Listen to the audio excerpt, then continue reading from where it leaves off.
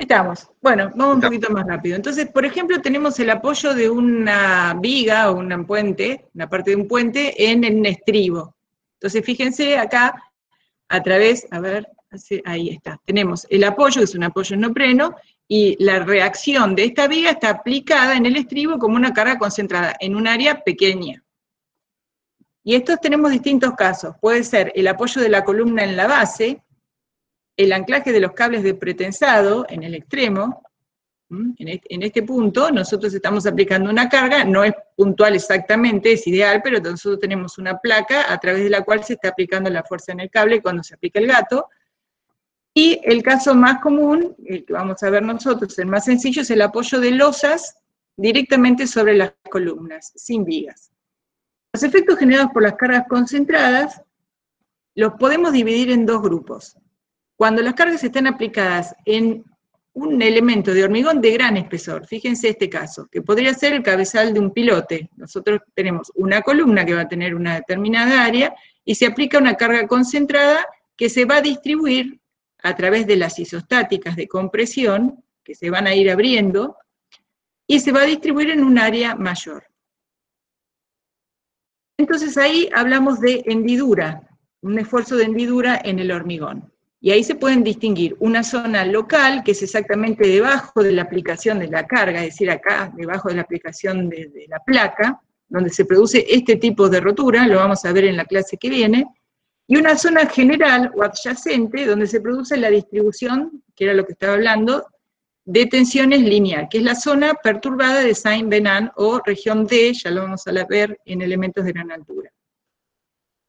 Hay una zona donde se produce esa perturbación que tiene una longitud LE, que es la mayor longitud, la mayor dimensión de la sección transversal de la pieza. Es decir, esta longitud LE tiene que ver con la distancia que se necesita para que la carga concentrada en este pequeño área se distribuya, las isostáticas se distribuyan y terminen siendo una tensión uniforme desde este punto para abajo. Es decir, la carga F que está aplicada acá, está aplicada en un área A por C, o sea que aquí debajo la tensión es muy grande, por eso tenemos este tipo de rotura por aplastamiento del hormigón. Pero a medida que la fuerza se va distribuyendo en la masa de hormigón, y por eso necesitamos un gran espesor para que estas isostáticas se vayan distribuyendo uniformemente, luego esa carga F se va a distribuir en un área B por D. Y ahí, a partir de este punto para abajo, vamos a tener una tensión mucho menor. Ahora, si analizamos el otro grupo, cargas aplicadas en elementos de hormigón de pequeño espesor. Habíamos dicho que era el caso de entrepisos sin vigas. Entonces tenemos un tipo de rotura como la que se ve en la figura. Y a esto lo llamamos rotura por punzonamiento. Es como que atravesamos el elemento, la losa de hormigón, que es la que tiene pequeño espesor. Bueno, un entrepiso sin vigas es lo mismo que una platea, platea de fundación, donde las columnas llegan para distribuir la carga en el suelo. También, si es muy pequeño el espesor, se puede producir el punzonamiento, es decir, atravesar y producir ese tipo de rotura. Observen en las dos figuras, que prácticamente es la misma figura invertida, ¿no? Una respecto de la otra. Pero si observamos, la superficie es troncocónica, o sea, no es una superficie plana, es una superficie espacial, o tronco piramidal. Entonces, si vemos la inclinación que tiene la superficie, hay fisuras inclinadas. Y, ¿se acuerdan de corte? ¿Por qué aparecen fisuras inclinadas en el hormigón? Porque las tensiones principales de tracción, hay tensiones principales de tracción perpendiculares a estas superficies inclinadas. Es como que en la unión de la columna con la losa le transfiere la carga a través de esta unión, y hay como un, digamos, ahora vamos a verlo más detallado, un esfuerzo de corte que se transmite a través de esta superficie. Pero en realidad 45 grados va a fallar por tracción, porque el hormigón no resiste corte. La diferencia, si recuerdan cuando estudiamos corte en vigas, es que la rotura es una rotura plana. En cambio acá es una rotura espacial, o en 3D. Vamos a ver un ejemplo. Este es un entrepiso sin vigas, fíjense cómo es la deformada, está muy exagerada, pero ven que tenemos los momentos positivos que se dan en los apoyos. La armadura va arriba sobre las columnas y entre columnas, es decir, en los tramos, la armadura flexiona la cara inferior. Además de tener la flexión en el entrepiso, tenemos que chequear que no se produzca una rotura por punzonamiento de la losa. O sea, es como que son dos verificaciones independientes. En el caso de una platea de fundación, bueno, invertimos y es lo mismo. Las columnas apoyan sobre una platea de determinado espesor. Cuando se hace el cálculo se simula la acción del suelo por resortes. La constante K de cada resorte está en función de la cantidad de resortes que hayamos elegido y de la coeficiente de balasto del suelo donde vamos a fundar, que es un dato que nos da el estudio del suelo. La deformada, se observan, es exactamente la inversa. Es decir, vamos a tener debajo de las columnas, acá pinchan, digamos, las columnas. Entonces, los momentos más grandes positivos se producen en la cara inferior de la losa, de la platea, en coincidencia con las columnas. Acá era al revés, la armadura más grande, el momento negativo, va en la cara superior. Y en los tramos, la armadura, fíjense que la flexión tracciona la cara superior, así que la armadura principal en los tramos va arriba. Es exactamente el inverso uno del otro. Y esta es la rotura. Ahora, si analizamos una placa que está apoyada directamente en columnas, y analizamos los momentos principales de una placa de infinitas tramos, en celeste ahí pinté las columnas, vemos la dirección de los momentos principales, los momentos máximos en una dirección y en otra, o sea, en la dirección radial y en la dirección tangencial respecto de las columnas. Si obtenemos o nos acercamos a una de las columnas, son todas iguales, vamos a ver un momento radial. Este momento está representando el vector. Entonces, un momento en esa dirección va a producir tracciones en esta otra dirección, ¿correcto? Por lo tanto, voy a tener deformaciones en la dirección del radio y tensiones normales en esa dirección. Así que van a aparecer fisuras, digamos que anulares. Cuando hablamos de los momentos tangenciales, y ese es el vector que lo representa, aparecen tracciones en esta dirección. Como estoy en el caso de un entrepiso, es decir, una losa apoyada en la columna directamente, estamos hablando que las tracciones se dan en la cara superior. En este caso voy a tener deformaciones tangenciales y eso generará fisuras radiales. Entonces, analizando los estudiosos, para encontrar una fórmula que represente bien el fenómeno, vieron que, fíjense, si nosotros tenemos un momento máximo, se va a dar en los apoyos. Un momento máximo negativo se da en el apoyo. A medida que nos alejamos del apoyo, cae el diagrama de momento. Así que habrá, en una de estas tantas líneas de momento principal, habrá una, fíjense que está de llena a punteada. En algún momento, el momento radial se hará 0. ¿Bien? Bueno, ese lugar donde el momento se hace 0, corresponde a una circunferencia de radio 0,22 de L, L es la distancia que hay entre columnas. Ahí el momento radial es 0. Entonces, ¿para qué usaron esto? Porque para hacer ensayos de los entrepisos sin vigas, para analizar específicamente la rotura por el punzonamiento, construir en escala 1 en 1 este tipo de ensayos era muy costoso. Entonces, observando que a una distancia 0,22 de L el momento es 0, entonces podemos hacer esto, tomar un disco de radio 0,22 de L, que es la distancia entre estas dos, apoyarlo, simplemente apoyado, ya que el momento acá es 0, y colocar toda la carga distribuida, digamos. Lo que hacemos es representar, nos olvidamos de esta carguita distribuida dentro de este área, y representamos la carga, que sería la reacción en la columna. ¿Se entiende? Entonces nosotros estamos tomando, con este modelo, representando lo que pasa en un entrepiso sin vigas.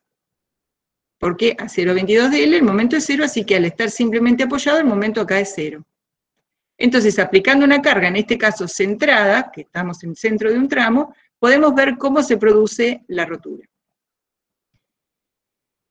Entonces, vamos a tener fisuras radiales y fisuras anulares, o tangenciales. El momento tangencial, que produce la deformación tangencial, es mayor que la radial. Entonces, obviamente, el primero que llega a agotar la capacidad a flexión del hormigón, va a producir la fisura. O sea que primero van a aparecer las fisuras radiales. Primero van a aparecer estas fisuras en esta dirección. Entonces, supongamos que este pedacito, como un gajo, un sector radial, está entre dos fisuras radiales. Y analizamos un poco más en detalle lo que sucede acá. Fíjense que recién teníamos representado un disco, ¿no? Esto representa una circunferencia, una placa de circunferencia 0,22 de la luz, simplemente apoyada. Recién yo les dije una carga centrada, para no introducir más variables en el análisis. Pero también puede ser que si hago el modelo con una excentricidad, le esté chequeando también qué sucede si además de una carga que coincida con el centro de la columna, aparece una excentricidad. Pero eso lo vamos a ver más adelante. Si analizamos en un ensayo de este tipo, vemos que el momento tangencial es mayor que el radial, siempre estamos en un caso que las tracciones serán superiores, ahí tenemos los esfuerzos de tracción, que van a hacer aparecer las fisuras radiales primero. Después tenemos el momento, tangencial, el momento tangencial que produce las fisuras radiales. El momento radial va a producir una tracción en esta dirección y ven, alrededor de las columnas va a aparecer siempre en la cara superior, como si estamos hablando una fisura en esta alrededor, digamos, de la columna producida por el momento radial. Si vamos aumentando la carga, para los 2/3 de la carga que produce la rotura total, ahí aparecen otras fisuras, que son estas fisuras inclinadas. Estas fisuras inclinadas, esta superficie de rotura por corte, entre 25 y 30 grados se produce, con la horizontal, limita un cono de punzonamiento. O sea que cuando analizamos el punzonamiento es como que se da un mix del esfuerzo de flexión que genera la carga y el efecto del punzonamiento. ¿Qué es lo que sucede? Vamos a ir rápido porque lo importante es describir de alguna manera qué es lo que pasa en la realidad y después qué simplificación bastante grosera vamos a hacer para hacer el cálculo. Nosotros tenemos que apareció primero la fisura radial, después aparece la fisura alrededor de la columna, ahí tenemos alrededor de la columna, y después, a medida que vamos aumentando la carga, aparecen estas fisuras inclinadas por corte. Y se produce una gran deformación y hay como un centro de rotación alrededor de este punto. O sea que fíjense que esta zona, momento negativo, está fuertemente comprimida. Entonces la parte inferior está comprimido por flexión. No es plano, ¿no? Siempre hagan, esto es un elemento de revolución. La parte inferior comprimida es un anillo troncocónico que está comprimido. También acá pueden aparecer como en corte fuerzas en la interfase, bueno, las vamos a despreciar, y entonces vamos a ver que hay una rotura por flexión, que tiene que ver con las armaduras superiores en la losa, que la podríamos ver acá, es decir, la que está alrededor de la columna y las radiales, y también hay una rotura por punzonamiento, que es la unión de la losa columna, que digamos es por corte, en la cual rompe el hormigón comprimido inferior por agotamiento, por exceso de compresión, se separa la superficie inclinada de rotura por corte, esa que estaba inclinada entre 30 grados, más o menos 30 y 45 grados, y una rotura del recubrimiento que dijimos que la íbamos a despreciar. Es decir, la rotura por punzonamiento es un combo de todo esto, no podemos separar el punzonamiento de lo que produce la flexión. Este sería un ensayo, y ahí se ve la superficie troncocónica. Bueno, ¿qué fallas tenemos asociadas con el punzonamiento? Las fallas por punzonamiento en elementos sin armaduras de punzonamiento, es decir, sin armadura de corte, digamos. La rotura se va a producir porque el hormigón supera su resistencia a la tracción. Las fallas por punzonamiento son abruptas, frágiles y tienen consecuencias catastróficas. Por lo tanto, el coeficiente, igual que en corte, 0,75. Cuando falla por punzonamiento una losa, se puede desplomar sobre la inferior y se puede producir una rotura en cadena sin previo aviso. En definitiva, nosotros dijimos que primero se producían fisuras radiales, entre las fisuras radiales por flexión, a medida que aumentamos las cargas, aparecen las fisuras alrededor de la columna, y después se produce una fisura por corte, que es esta fisura inclinada, que es por punzonamiento, que es a esta a la que nosotros nos vamos a detener en el cálculo, pero que una influye sobre la otra. Ahora, cuando se produce la rotura, puede ser por agotamiento de esta zona que está fuertemente comprimida, como en este caso, o porque falle la armadura por flexión. Si se produce una falla, entonces, ¿qué puede suceder? Si no hay una armadura como esta armadura inferior, fíjense que dice Integrity Reinforcement, que está vinculando este paño con este paño, si no existiera, porque acá no necesito armadura abajo, se podría llegar un momento en que toda la carga la toma la armadura y se puede colapsar, se puede estrangular, y en ese caso cae la losa y puede caer sobre la inferior. Al duplicar el peso de la inferior genera la rotura de la de abajo y así sucesivamente, produciendo una rotura tipo dominó, muy bonita, que se denomina también dominó o colapso progresivo. Entonces lo que recomiendan los reglamentos, y en realidad también el CIRSOC, es colocar una armadura inferior, que si bien no es necesaria por flexión, colocarla para asegurar la integridad post-funcionamiento. Es decir, no evitamos que se produzca el funcionamiento, pero sí que haya una integridad, que no se caiga, digamos, que no se produzca el colapso. Y el CIRSOC lo que determina que esa armadura mínima en cada dirección tiene que ser 0,5 de la carga sobre la losa mayorada, es la expresión que ven acá abajo, y el coeficiente phi es 0,9. Entonces con esta expresión se calcula una armadura que se dispone en una dirección y en la otra dirección, que tiene una función nada más que generar la integridad y que no se produzca el colapso progresivo. Bueno, dijimos que son roturas por el hormigón, si no tenemos armadura de punzonamiento, así que es una rotura frágil, troncocónicas o troncopiramidales, dependerá de la forma de la columna. Entonces, bueno, son este tipo de rotura.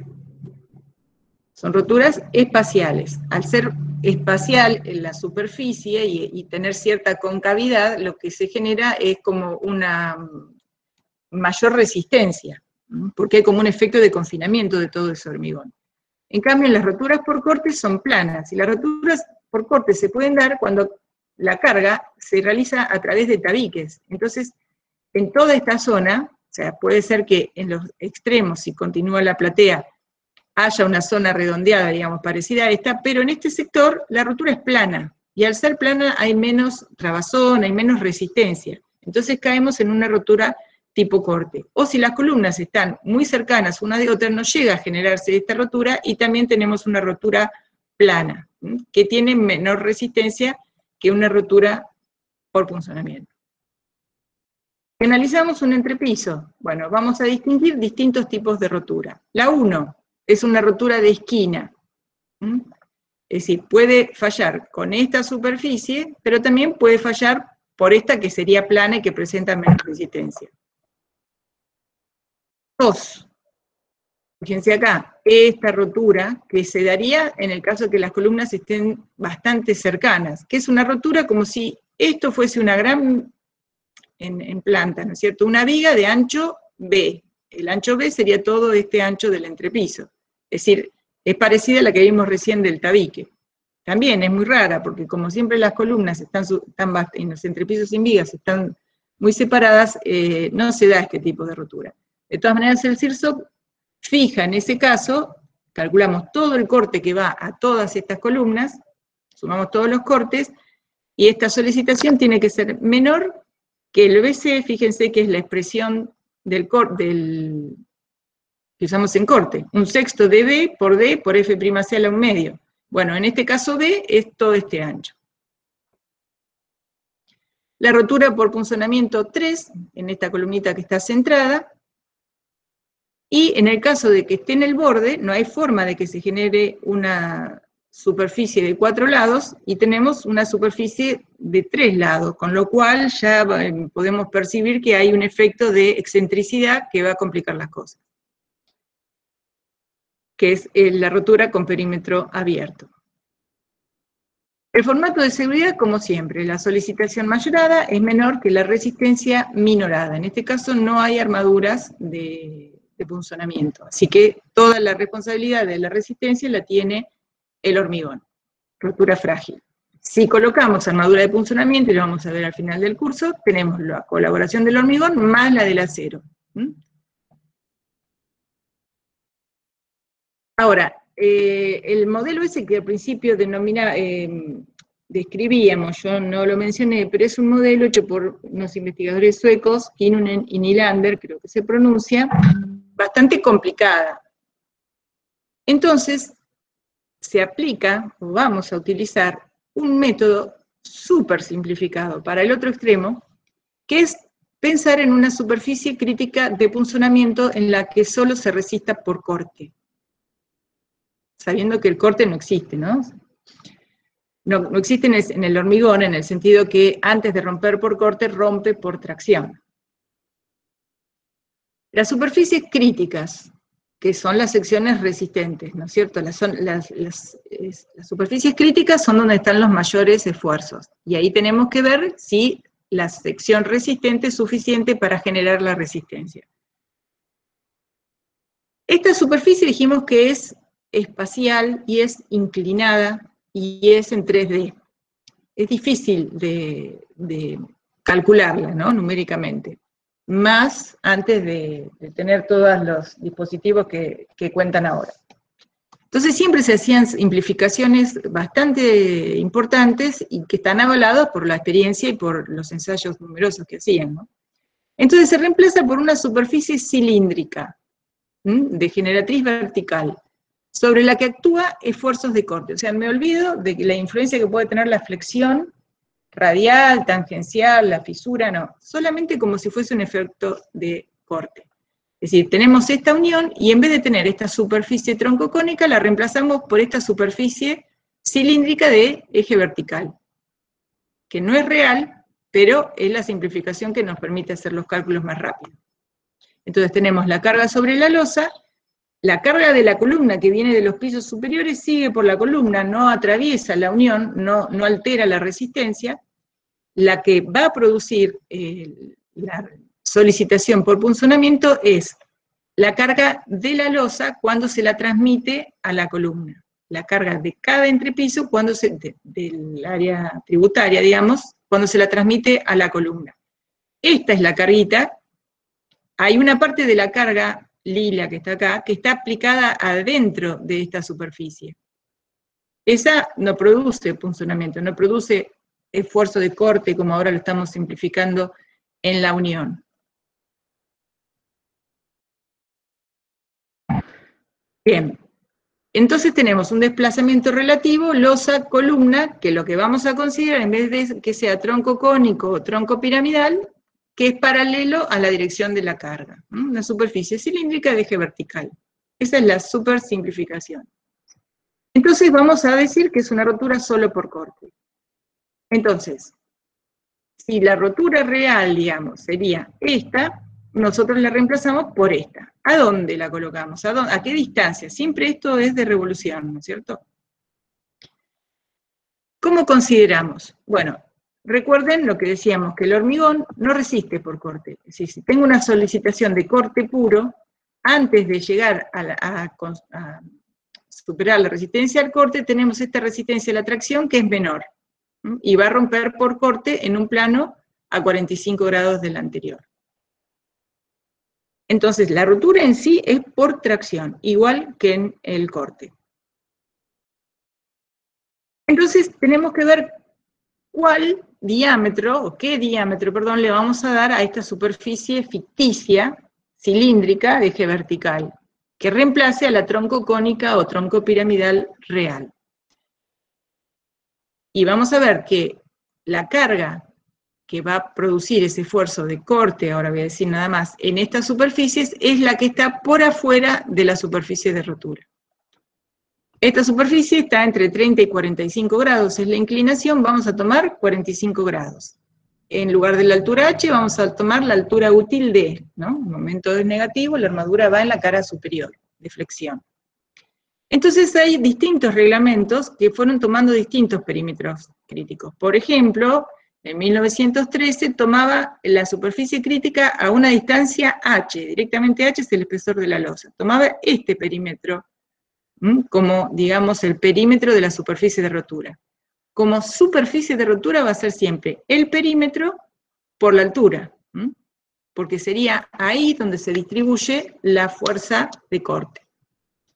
Después el PRAE de 1964, es decir, es un PRAE que es previo al CIRSOC 1982, consideraba que la rotura se producía, para que fuese más desfavorable, pegadito al filo de la columna. O sea, en este caso, si yo hago la carga, que dijimos que era la carga de la losa que se transfiere a la columna a través de esta unión, dividido esta superficie crítica, perímetro por esta altura, me iba a dar una tensión de corte que es mucho más chica que si considero un perímetro por esta altura mucho menor. Y después el criterio del CEB, Comité Europeo del Hormigón del 78, toma una superficie ni al filo ni a una distancia D, sino a la media, AD sobre 2, y que va a ser el criterio que vamos a tomar nosotros. ¿Qué factores influyen en la resistencia? La sección de rotura, es decir, el espesor de la losa, porque estamos hablando de perímetro y de altura. Así que dependerá de la sección de rotura, y el perímetro de esta sección dependerá, en principio, de la forma que tenga la columna, del espesor que tenga la losa, de la resistencia del hormigón, porque dijimos que es una rotura por el hormigón, forma y dimensiones de la columna, momento flector que transmite, que eso influye negativamente, digamos, o puede complicar las cosas, de la armadura de flexión presente, de la armadura de punzonamiento. Y tenemos que analizar también no solamente estos factores, sino también dónde está la columna, que un poquito vimos los distintos tipos de rotura. Entonces, en un entrepiso yo puedo tener una columna que esté centrada, que sería este caso, en el cual se puede generar la rotura completa en las 3 dimensiones. Podemos tener una columna de borde, en la que hay 3 lados, digamos, si los hago recto como tronco piramidal, podría tener 3 lados de la superficie. Este no, acá no hay resistencia, no hay trabazón de hormigón, no pasa nada, que sería este caso. Y también podría ser de esquina, ahí no parecía. La de esquina, que es más chico todavía, la superficie que resiste. Es perímetro por la altura de la losa. Entonces, a menor perímetro, menor resistencia, más complicada es la solicitación por punzonamiento. Es mejor la resistencia en una columna centrada, es menor que la centrada en la medianera, digamos, en la de borde, y mucho menor en la esquinera. Encima, recuerden que por la ubicación también van a haber momentos flectores que van a complicar y van a incrementar estas solicitaciones. Y acá pueden ver que en este caso la columna directamente llega hasta el fondo de la losa, a generarle el apoyo. Pero hay otros casos en que hay un capitel y a su vez hay un aumento en el espesor de la losa, que es lo que se denomina ábaco, que puede estar para abajo o lo podríamos haber hecho hacia arriba. Si van a las de acá al borde, hay un capitel recto, también con un ábaco, y lo mismo acá. Acá también, fíjense, en el apoyo en la base también se genera el punzonamiento. Por eso a las bases, que es la última práctica que vamos a ver este año, vamos a hablar que tienen que resistir a flexión, llevarán una armadura inferior, y también tendrán una altura que tiene que ver con la resistencia al punzonamiento. Bueno, el punzonamiento puede ser centrado, cuando la carga es perfectamente centrada, o puede ser excéntrico, ya sea porque hay un momento flector o 2 momentos flectores en una columna centrada, pero sobre todo se da en los bordes, por la simetría de la estructura.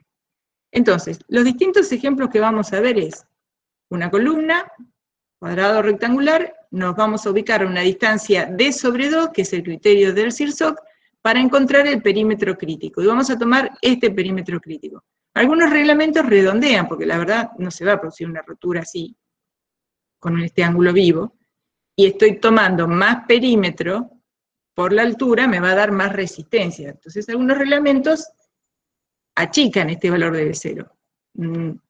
Por ejemplo, el CER, el europeo. Pero nosotros vamos a tomar este valor vivo. Ahora, si la columna tiene una forma irregular, no se va a producir una rotura AD sobre 2 siguiendo esta forma en L de la columna, sino que se va a producir por el lado más corto. Y si tenemos una en forma de riñón, lo mismo, no se va a generar este tipo de rotura, sino que va a ir por el lado más corto. O sea, siempre se va a romper cuando el perímetro crítico sea el más chico. De todos los posibles tienen que tomar el más chico. Ahora, si hay una columna que se está acercando a un borde, puede suceder, depende de la geometría, que se produzca este tipo de rotura. Fíjense que ya esta es ideal, ¿no es cierto? Esta troncocónica, el primer dibujito que vimos, puede ser con este perímetro crítico, que lo vamos a llamar B larga 0, B sub 0, pero también podría producirse con este perímetro, B' A, D, C', y acá borde libre. Es decir, con estos 4 lados o con estos 3.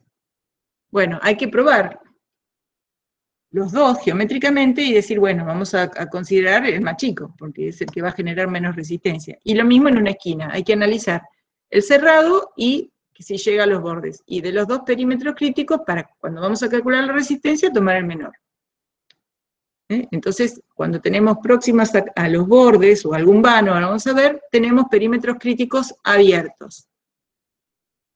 Por ejemplo, si tenemos una columna que está cercana a un ducto, por ejemplo, alguna abertura que se haya dejado para pasar conductos en una obra, entonces tenemos la columna a una distancia de sobre 2, hacemos un offset en AutoCAD y obtenemos este perímetro crítico, y este pedacito, digamos, si yo tomo desde el centro y saco estas líneas tomando los bordes de esta abertura o ducto, bueno, ese pedacito de borde no lo consideramos, ¿no? Esta parte del perímetro y esta parte del perímetro no es efectivo, no lo consideramos en el valor de B0, se lo restamos. En este caso, si hay una abertura que directamente le está suprimiendo todo este borde, obviamente es lo mismo que tener una columna de borde. Bueno, en este caso, en el de una esquina.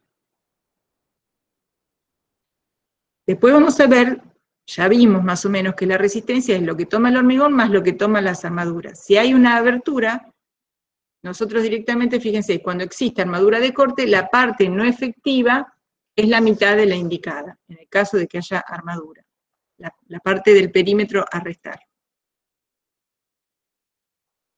Vimos que podían ser ábacos. Ábacos se le llama entonces, si yo tengo este espesor de losa en el entrepiso, para mejorar la resistencia de la unión losa-columna y no tener una rotura por punzonamiento, le aumento el espesor. Y lo hago puntualmente, porque el problema está acá. No tendría sentido aumentar todo el espesor de todo el entrepiso por un problema que tengo en los apoyos. Porque además estaría perdiendo sobrecarga, lo vimos en entrepisos con viga, estaría siendo un entrepiso muy pesado que se resiste a sí mismo, a su propio peso. Entonces una solución más eficaz es aumentar este espesor de la losa solamente en la unión. Y esto se denomina ábaco. Si esta columna es circular, el ábaco podría ser circular, por ahí es medio complicado, puede ser la columna circular y por facilidad constructiva que se haga un ábaco, un sobreespesor cuadrado o rectangular. Este sobreespesor se puede hacer hacia abajo, que por ahí queda feo si nosotros no vamos a poner un cielo raso suspendido. En los entrepisos sin vigas, precisamente, al no tener las vigas, lo que se busca es eso, que tenga versatilidad en disponer los distintos ambientes, sobre todo las oficinas, ¿no? Entonces, otra forma es hacer un ábaco invertido. Es decir, un sobreespesor, pero hacia arriba. Este sobreespesor, después, cuando le ponemos el contrapiso, lo escondemos, y después va carpeta y piso, y no nos enteramos de que hay un sobreespesor en la losa. Es una buena solución. Estos son los esquemas que presenta el CIRSOC. Columna, capitel, de alturas variables, es complicado hacerlo, es feíto para los arquitectos, combinado con un ábaco, con una losa. Ahora, ya que uno le está dando un sobreespesor para mejorar la unión losa columna, no la tenemos en cuenta para calcular la armadura superior por flexión en el apoyo.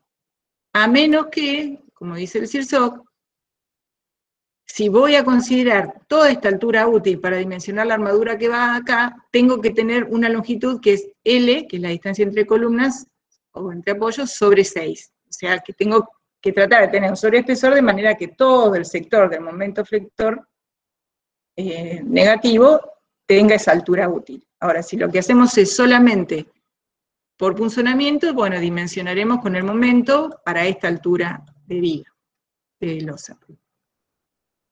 Bueno, tenemos entonces con capitel, con ábaco y capitel. Entonces, ¿qué pasa? Nosotros podemos analizar, primero, varias superficies de rotura, porque una superficie sería esta, troncocónica, la verdadera. ¿Con qué la reemplazamos? Con esta, cilíndrica, a una distancia, altura útil sobre 2. Entonces tengo este perímetro, por esta altura me da una superficie. Ahora bien, puede ser que se produzca una rotura en este lugar. Toda esta carga que está aplicada en el ábaco, digamos, no interviene en esta unión. Y esta unión tiene un perímetro más grande, porque a partir de este punto, a 45, y ahí a esta altura sobre 2 obtengo la línea punteada, lo vamos a ver bien en la práctica, voy a tener un perímetro mayor, pero una altura menor, como superficie resistente. O sea que hay que analizar los dos. Si este ángulo es mayor que 45 y estamos diciendo que la rotura es a 45, no tiene lugar acá la fisura para producirse. O sea, si el ángulo es a 45, en todo este capitel no va a haber fisura.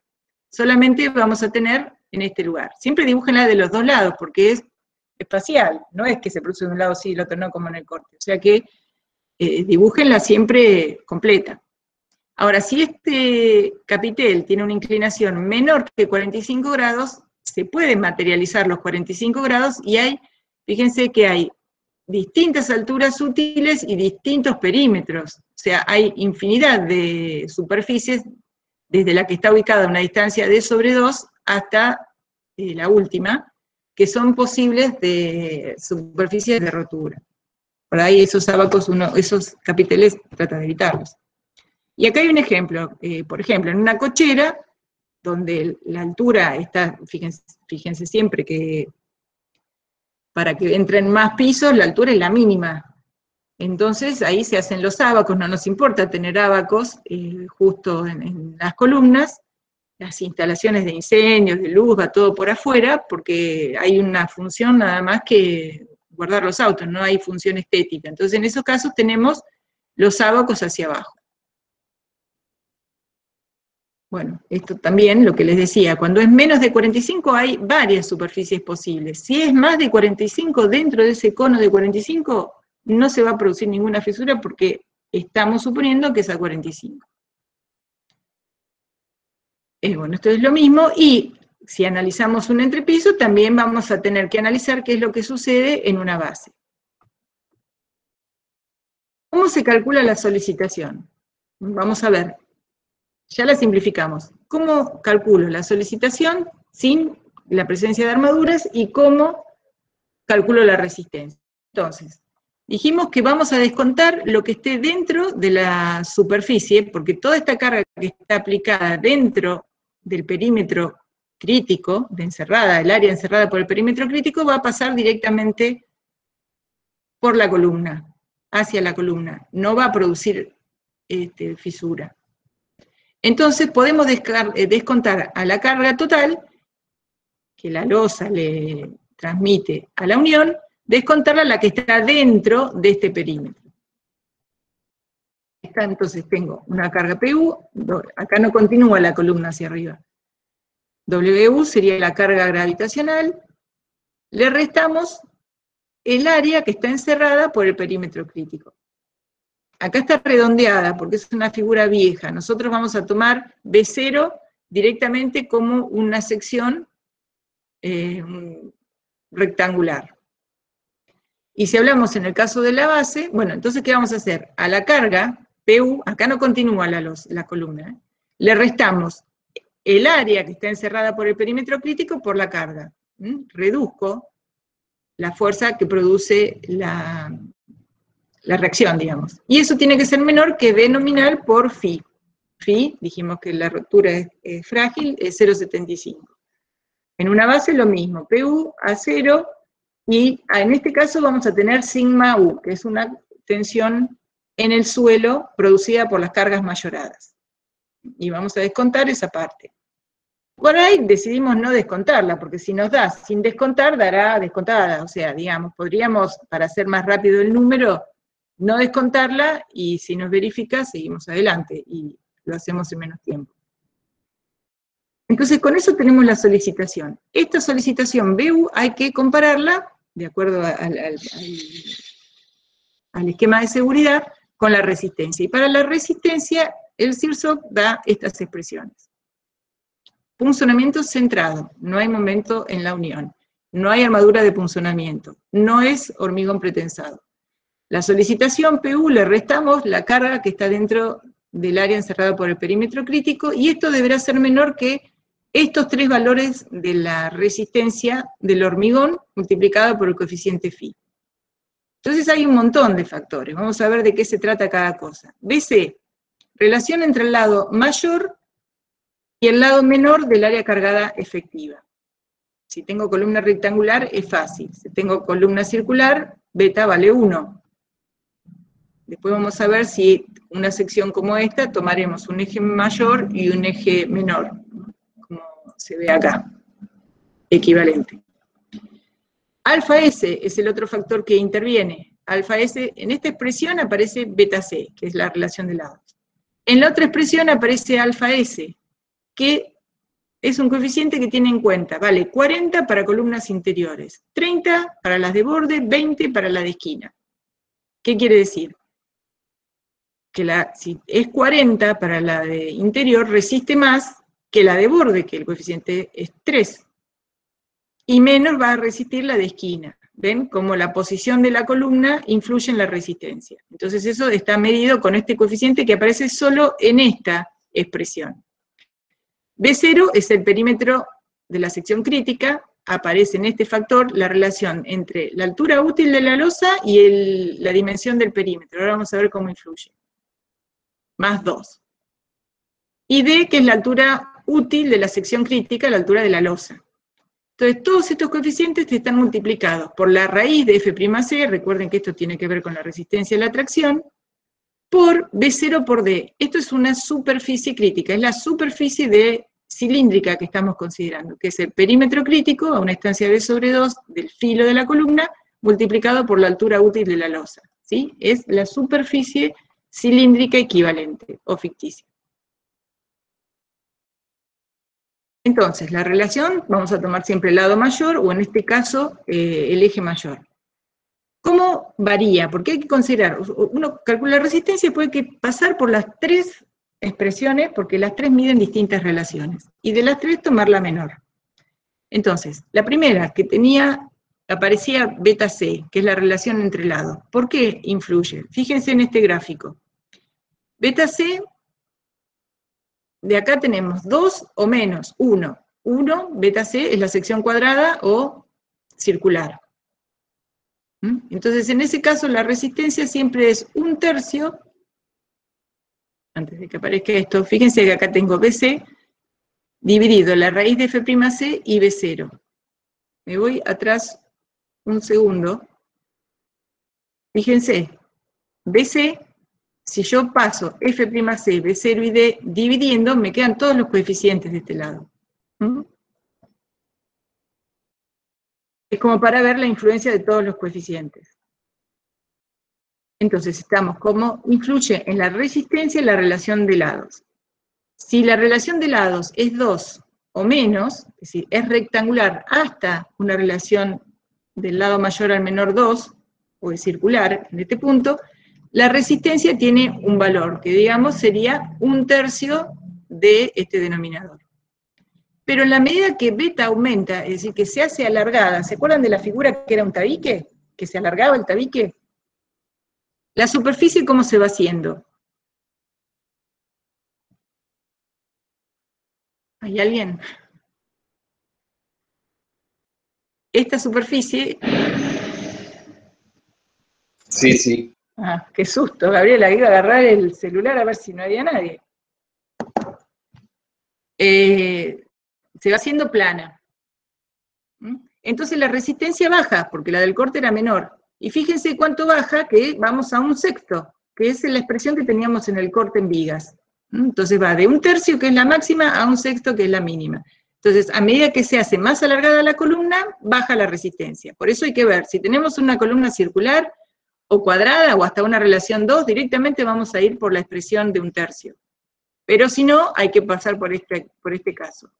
Y fijémonos la relación del perímetro crítico respecto a la altura útil, que era la otra expresión. A medida que aumenta el perímetro crítico, es decir, una superficie crítica muy grande, ya se va aplanando. Pasa lo mismo, va bajando su resistencia. A medida que el perímetro se hace mucho más grande que la altura útil, el T-factor aumenta. Entonces, en la medida que aumenta, baja la resistencia, desde 1/3, que es la máxima, a 1/6, que es la que vimos en corte. Y también influye el coeficiente alfa S. La resistencia es mayor para 40, es menor para 30, o sea, para igualdad de relación de perímetro crítico-altura, una resistencia es para la columna centrada, menores para la medianera, y medianera o de borde, y menor para la esquinera. Ahora, hoy dijimos que teníamos que tener en cuenta qué pasaba con la flexión, porque en realidad hay flexión. Bueno, si analizamos este entrepiso, en realidad son tan grandes los momentos por la asimetría, porque son del borde, por la asimetría de la estructura, y por lo tanto también de las cargas, la losa le transmite un momento a las columnas, y hay un momento que pasa ahí a través de la unión, que es más importante en los bordes que en la parte central, pero también puede existir. Entonces, para poder estudiar la influencia del momento flector en la unión, se hace este esquemita. Volvemos a un disco de radio 0,22 de L, que era la distancia entre apoyos, en él simplemente apoyada, para que el momento nos dé 0.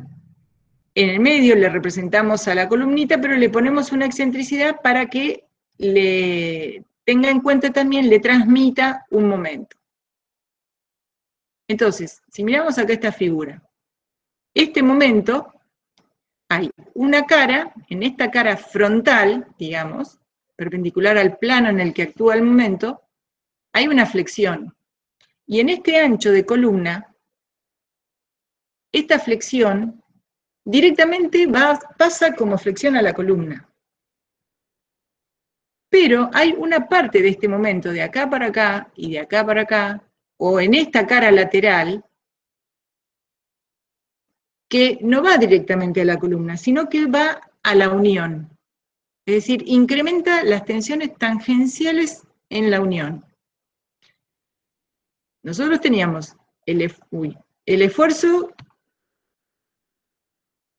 axil, digamos, la reacción. Si yo tomo un área tributaria de esta columna, o mejor vamos a tomar esta, fíjense que la columna está retirada del borde. En general los entrepisos se hacen con grandes voladizos para evitar tener columnas de borde o de esquina, pero hay transmisión de momento. Hay una parte de esfuerzo axil. Ese esfuerzo axil es el que va a producir en todo el perímetro crítico, en esta superficie crítica, que es perímetro crítico por la altura de la losa, un estado tensional de corte, que no es real, ¿no es cierto? Porque en un plano a 45 va a fallar por tracción, pero para hacerlo, el estudio y la simplificación, lo vamos a tomar como que es así. El momento flector que actúa va a incrementar de este lado las tensiones y las va a reducir del otro lado, y en estas dos caras va a ser una variación. La cuestión es que si sumo, en esta cara voy a tener un incremento porque se van a sumar las debidas al esfuerzo axil, digamos, y las debidas a la flexión. Entonces voy a tener que analizar qué sucede en esta cara porque voy a tener incremento, va a ser desbalanceada la distribución del esfuerzo en todo el perímetro. Entonces, si este es el vector que representa el momento, estamos diciendo que el momento es así, ¿no es cierto? Entonces, dependiendo de este lado que tenga la columna y el perímetro B2, cuanto más grande sea B2, que sería esto, hay una parte de momento que se va directamente a la columna. Si tuviera una viga, por ser la viga mucho más rígida que la losa, entonces todo el esfuerzo va directamente tipo pórtico, de la viga a la columna. Acá no hay viga. Hay un elemento sin rigidez, sin tanta rigidez flexional, que es la losa. Entonces hay una parte que justamente la que está enfrentada al ancho de la columna pasa más o menos por flexión. Y la que está a los costados no. Pasa a través de la unión y aumenta las solicitaciones de corte. Entonces lo que queremos decir con esto es que el momento, todo este momento que tenemos acá, no pasa exactamente todo a incrementar la solicitación en la superficie crítica. Una parte, ese momento se llama momento desbalanceado y es una parte M de flexión más otra de torsión, ¿no? Porque sería esta que está en esta cara como de torsión. ¿Cómo saber cuánto es cada cosa? ¿Cuánto de ese momento pasa por un lado o pasa por el otro? Entonces hay expresiones, que es gamma F, esta es una preguntita por ahí de parcial, ¿cuánto vale gamma F? ¿De qué depende? ¿De qué factores depende? Que digamos, si yo multiplico el momento desbalanceado por este valor gamma F, tengo, este valor pasa directamente como flexión a la columna. Y el resto, 1 menos gamma F, es MU, este va a aumentar las tensiones en la unión. Aumenta las tensiones en una cara y disminuye en la otra. Bueno, estudiaremos dónde se produce el incremento. En este caso, para un momento así, este B2, cuanto más grande sea la columna en esta dirección, más va a pasar directamente por fricción, menos nos va a molestar a nosotros. Si la columna es centrada, las solicitaciones que vamos a sacar del programa son en el eje de columna. En este caso, va a aparecer un momento en la columna que va a hacer que hay una distancia entre el baricentro de la superficie crítica y el de la columna. Entonces se va a sumar otro momento más, además del de modelo. Hay simplificaciones, no se asusten. Si son columnas cuadradas y aplicamos este coeficiente, fíjense que B2, acá no me quedó ninguna expresión, pero es así, B1 sobre B2, B2 es la que dijimos que es la que nos ayuda a que pasa por flexión y pase menos, por lo tanto, por la superficie de rotura, por punzonamiento. Si la sección es cuadrada, es 0,60. El 60% va por flexión, 40% nos molesta a nosotros. Si ven, la sección es así, como este ancho es tan grande, el momento que hace esto, bueno, va a pasar directamente a la columna y nos va a quedar, el 75% pasa a la columna y por torsión nos va a incrementar en la unión el 25% del momento desbalanceado. Bueno, la expresión para poder calcular eso, esto va a ser teórico, tenemos BU sobre A sub C, que es el que vimos, calcularemos el momento desbalanceado del programa, lo multiplicamos por el coeficiente gamma B de torsión, y tiene una expresión que suma y resta, depende del lado. Y este J es propiedad de la sección crítica, es un momento de inercia polar, de los segmentos que componen el área, ¿no?, de la sección transversal que resiste la transferencia de corte, es decir, de este área. Acá se ve entonces que tenemos la transmisión de cargas verticales y este incremento, el momento desbalanceado, incrementa en una cara y ahí disminuye en la otra. El momento desbalanceado no pasa todo directamente por la superficie, una parte pasa por flexión y otra pasa por corte. Hay expresiones porque el Chertok habla de una sola dirección, cuando hay momentos en una dirección, no dice nada más, pero sin embargo se aplica para el momento en X y momento en Y. Y tomamos los peores, o sea, la esquina donde se suman los esfuerzos, como si fuese fuerza sobre área más M sobre W. Es una expresión de ese estilo, solamente que es un momento polar. Entonces tomo el momento en la dirección que aumenta las tensiones y este también aumenta las tensiones. Y acá estoy hablando de B minúscula porque es BU dividido A sub C. ¿Y A sub C qué es? Es el perímetro B0 por la altura de la losa. Es la superficie crítica. Ahora, todo esto es muy complicado. Entonces, gracias a Dios, y para tomar en los parciales, tenemos que hay una forma de reducir el punzonamiento excéntrico, no calcularlo, pero sí hacer un número que nos permite decir si estamos muy lejos o si la resistencia que tiene nuestra unión es suficientemente grande como para poder evitar hacer los cálculos. ¿Y a qué se refiere? Si tenemos una columna de borde, que tengo 3 lados, tengo un perímetro abierto de 3 lados, le pongo el coeficiente 30, como vimos, calculo el perímetro por la altura, todo muy bien, pero no calculo el incremento del momento, de la parte del momento desbalanceado. Directamente calculo Φ por BC, que es la resistencia como si no existe momento. Y la minoro con un 0,75, le bajo un 25% de esta resistencia. Queda 0,56 de BC. Si la solicitación axil que yo tengo, axil me refiero provocada por la reacción que la losa le pasa a la columna, ¿sí? Lo que habíamos dicho, a la carga total, digamos, uno toma una superficie tributaria, la multiplica por la carga última sobre la losa y le resta la parte que está dentro del perímetro crítico. Si eso, en un caso que esté en el borde, es menor que 0,56 de BC, resiste. Quiere decir que si yo hiciera todas las cuentas con la parte del momento, en X, en Y, qué sé yo, me va a verificar. Y si es de esquina y es menor que 0,5 de 0,75 de C, porque hay un 0,75 que es el coeficiente de minoración, es decir, si BU es menor que 0,38, no hago todo ese cálculo. Entonces, cuando tengan un caso de borde de 3 lados, el perímetro, por ahí no es de borde, pero tiene 3 lados porque está cerca de un ducto, debemos tomar 0,56 de BC, y si no, 0,38. O si no, recuerden, 0,75 de Φ BC y 0,5 de Φ BC. Entonces los analizo como una resistencia al punzonamiento sin momento desbalanceado. Esta simplificación no se puede aplicar en entrepisos no pretensados y cuando la cuantía geométrica sea menor que este valor. ¿Cómo mejoramos la resistencia de una unión? Aumentando, obviamente, miramos la fórmula, la resistencia del hormigón, acá se ve, aumento el perímetro, aumento la altura útil, por eso son los capiteles, aumentando el tamaño de la columna, no vamos a aumentar el tamaño de la columna porque no da la unión, entonces por ahí en esos casos se hace un capitel. Y si no, fíjense que los entrepisos y migas en los edificios, las columnas generalmente se hacen circulares, que la resistencia es más efectiva, ¿no? B sobre A vale 1, y se hacen constantes en todos los pisos, no se achica la sección porque cada vez tiene menos solicitación así, sino que se hace constante justamente por esta unión y porque estéticamente queda mejor. Haciendo capiteles, intercalando ábacos, aumentando la altura de la losa, o agregando armaduras, o combinando.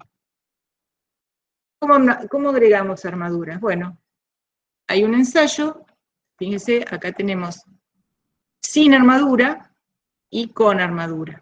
Entonces, sin armadura, tenemos capacidad de deformación, y el 100% corresponde a cuando, digamos, sería la capacidad sin armaduras. Tomamos 100% a la capacidad de deformación sin armaduras y la fuerza que resiste.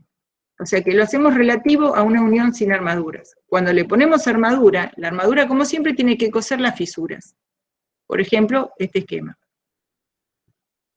Con armadura, vamos a ver que aumentamos mucho más la resistencia y mucho más todavía la deformabilidad, la capacidad de deformación. Dije, si uno era sin armaduras, con armaduras llegamos a 3. Resistía una fuerza de 100% y acá llega a 180, no duplica, pero casi llega, pero acá triplica la capacidad de deformación. Entonces, ¿qué quiere decir? Que la armadura aporta resistencia y aporta mucha ductilidad. Los distintos tipos de rotura y superficies críticas. Bueno, una rotura puede ser por aplastamiento del hormigón, o sea, pusimos todo muy lindo en la armadura, pero se rompió el hormigón antes de la armadura. Bueno, es raro que eso suceda porque estaríamos limitándolo por el valor BC que aconsejan, que es bastante bajo. Rotura con la superficie dentro de donde dispusimos las armaduras, es dúctil, está bueno, y que la rotura se produzca afuera, o sea, pusimos mucha armadura y se termina rompiendo fuera de la superficie. Eso es frágil, o sea que la situación que vamos a tratar de tener es esta. No poner mucha armadura, porque uno tiene que ir poniendo armadura y decir, bueno, acá con armadura resiste, resiste, resiste, ahora veo esta, en la cual ya no hay más armadura. Es el mismo concepto de corte. Pongo mucho estribo, pero donde dejé de poner estribo, o cambié, aumenté la separación, disminuí el diámetro, ahí tengo que volver a probar, porque puede ser mucha la caída en la resistencia, porque no hay armadura, que sea más que la caída de la solicitación. Entonces hay que verificar que la solicitación es menor que phi BC más BS, ahora vamos a tener armadura. Si hay punzonamiento, verificar la resistencia dentro y fuera de las armaduras, lo que les estaba diciendo, y proyectar armadura de punzonamiento de modo que la resistencia en la superficie fuera de la zona con armadura sea algo mayor que la zona dentro del área con armaduras, para lograr roturas más dúctiles. Esta es una platea, ¿no es cierto? Entonces, fíjense, esta es la armadura que está cosiendo. Estas patitas verticales son las que están cosiendo acá está, no están, en este caso están inclinadas, acá no está, todavía no la ataron. Entonces hay, en este caso, ahora veo yo solamente acá, ¿no? En este perímetro. Pero hay que acá todavía falta, o sea, se coloca en varios perímetros concéntricos, porque digo, refuerzo el primer perímetro, me voy un poquito más lejos, y voy más lejos, voy reduciendo la carga, porque hay parte que está quedando dentro de la zona reforzada, y asegurando que las armaduras sean efectivas hasta que el hormigón solo resista la solicitación. Otra posibilidad es, que ya cada vez se usan menos, es, bueno, fíjense, flor de platea, esta armadura es completa, como un caballete invertido, ¿no? Diríamos nosotros, si es para que esté anclada, porque esta es la barra que va a tomar el esfuerzo de corte, o sea, el esfuerzo de tracción, digamos, ¿no? Que está produciendo la rotura por punzonamiento. Entonces, fíjense cómo está todo alrededor de la columna. Está alejada porque, bueno, tengo buena altura. La primera fisura se va a producir a una distancia de otras formas, bueno, hay la forma que ustedes quieran mientras sea efectiva y esté perfectamente anclado. Esto es un esquema, bueno, la armadura de corte puede estar constituida por barras, la altura útil mínima son 15 centímetros o 16 veces dB. Esta es una forma, ustedes si ven como estas columnitas acostadas, lo que nos interesa a nosotros son las barras, las ramas verticales de todos estos estribos que van a estar tomando y cosiendo todo el perímetro. Y que tienen que estar bien ancladas y que no se muevan, bien atadas. Nosotros vamos a usar el criterio que toma el CIRSOC, que en vez de hacer una armadura concéntrica en todo el perímetro, directamente toma como una cruceta, he leído alguna vez en los españoles, toma como dos columnitas acostadas, pero en esta dirección. Entonces es como que si yo tomara este perímetro, este sería el primer perímetro que tiene armaduras. ¿Y cuántas armaduras estarían cosiendo este primer perímetro? Tengo que ver la armadura, la rama vertical de este estribo. Una rama vertical acá, dos, bueno, no sé dónde está el primer estribo, ¿no? El primer estribo tiene que estar a D sobre 2, así que coincide acá con 1. 1, 2 ramas, 3 ramas, 4 ramas, 5, 6, 7, 8 ramas están tomando la resistencia. ¿Bien? Entonces, cada uno de estos se llama brazo. Un brazo, 2 brazos, 3 brazos, 4 brazos. Una columna centrada tiene los 4 brazos. Una columna de borde tiene 1, 2, 3 brazos. Si tenemos que montamos este tipo de armadura, ¿ven? Este tipo de estribo, la sección efectiva es esta y esta. Tengo 2, 4, 6, es decir, 2 ramas por 3 brazos. En este caso tengo 2 ramas por 2 brazos. Eso me estaría dando la cantidad de sección de armadura que está tomando el esfuerzo de corte, que nos está ayudando en la resistencia. También hay que respetar esta distancia entre la primera línea, digamos, de estribos y la siguiente, tiene que haber menor que D sobre 2, y la última superficie que tengo que considerar es a D sobre 2 del último estribo. Entonces acá también, el mismo concepto que en corte en vigas.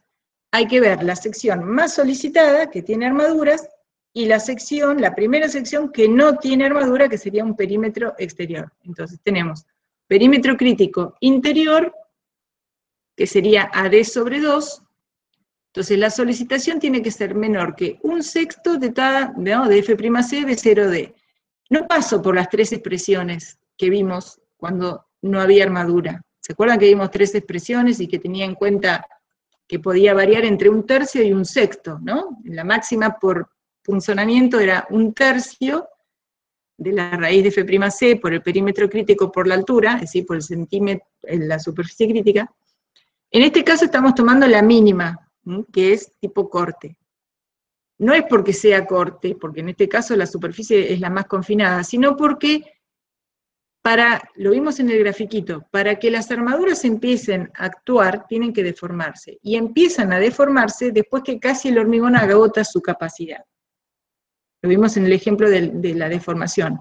Triplica su ductilidad, aumenta su resistencia, pero a costa de tener una gran deformación. Y puede haber fisura. Entonces, cuando hay armadura, se limita la colaboración del hormigón. Y también hay un tope a la cantidad de acero, porque si una sola sección, lo mismo que en hormigón, en el corte, no resiste, no resiste, porque la sección quedó de muy poco espesor, o un perímetro, una superficie resistente muy chiquita, no lo arreglamos colocando armaduras. Entonces ahí tomamos Φ por la armadura, por Fi, por D sobre S. Entonces, esta armadura va a ser el número de brazos por el número de ramas, por la tensión del acero, y D sobre S sería la cantidad de estribos que entran en esta distancia D. Entonces hay que probar con las armaduras y con 1/6 en este perímetro interior. Y donde terminamos la última sección de estribos, y a una distancia D sobre 2 tenemos este perímetro octogonal, que es el perímetro crítico exterior. Acá ya no hay más armadura, o sea, puedo restar toda la carga que está encerrada por este perímetro. Pero ahora solamente es la resistencia del hormigón, con otro perímetro. B0 es el perímetro de la sección exterior. Y también usamos 1/6, no pasamos por los 3 valores, usamos 1/6. Lo mismo acá, puedo tener más ramas, puedo tener 4 ramas, colectivos dobles, por eso hay que tener en cuenta. Y lo importante es que la distancia es D sobre 2. Y este es un ejemplo. Tenemos, bueno, los entrepisos sin vigas tienen mucha armadura, sobre todo tienen mucha armadura por el momento negativo arriba en las columnas, y también deben llevar mucha armadura, que esta armadura longitudinal que se pone, digamos, para hacer la cruz, la función que tiene es sostener a los estribitos. O sea, está molestando, digamos que puede servir al momento flector, pero como es corto respecto a la forma que tiene el diagrama de momento flector, tampoco la puedo considerar mucho. Entonces, complica bastante el hormigonado. O sea, que hay que pedir un hormigón con un bajo, o sea, con un alto asentamiento, o con un superfluidificante para que permita que se cuele bien el hormigón. Otras soluciones que no se usan mucho, es usar conectores de corte. Acá directamente es como que la unión, se dejan perfiles embebidos dentro del espesor de la losa. Entonces es prácticamente como que el que resiste es el perfil. Hay todo un anexo que lo pueden leer, bastante engorroso, pero en definitiva lo que estamos haciendo es una solución mixta, esto ya no sería resistencia del hormigón. Pero se usó, y ahora que usan columnitas tan finitas, en algún momento también se pueden usar. Y otra solución más efectiva ahora, y que la están usando y mucho en los entrepisos pretensados también, es colocar estos pernos o espigas de corte. Nuevamente, lo que sirve es esta sección, que es la que cose la fisura. Esto es la armadura de punzonamiento. Y la facilidad que tiene esto, que está montada sobre este fleje, y se colocan, ven, hacia abajo, en este caso en la unión. Ocupa mucho menos lugar y es muy efectiva, es más fácil de colocar. Bueno, y con esto terminamos la parte de punzonamiento. Nos queda para la próxima hendidura.